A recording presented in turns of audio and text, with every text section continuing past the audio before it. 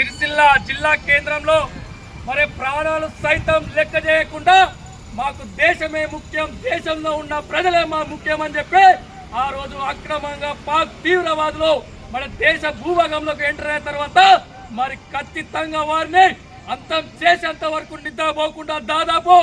2 నెలలకు పైగా మరి పోరాటం చేసి దేశ భద్రత విషయంలో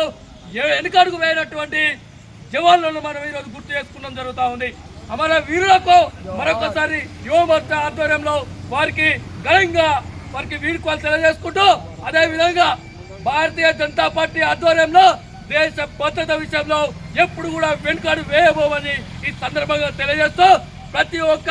హిందువు కానివ్వండి, భారతీయుడు కానివ్వండి, దేశం కోసం కృషి చేయాల్సిన అవసరం ఉంది, దేశం కోసం జీవించాల్సిన అవసరం ఉంది. ఈరోజు దేశం బాగున్నట్లయితే ఈరోజు ప్రజలందరూ కూడా సుఖ సంతోషాలతో ఉంటారు. ఈరోజు మరి కార్యక్రమానికి పెద్ద ఎత్తున విచ్చేసినటువంటి భారతీయ జనతా పార్టీ సీనియర్ నాయకులు ఆడప్ రవీందర్ గారు కానివ్వండి, సిరిసిల్ల పట్టణ అధ్యక్షులు నాగల శ్రీనివాస్ గారికి, బొల్గం నాగరాజ్ గౌడ్ గారికి, అదేవిధంగా గూడూరు భాస్కర్ గారికి, మరి గరిపల్లి ప్రభాకర్ గారికి, రాజన్న సిరిసిల్ల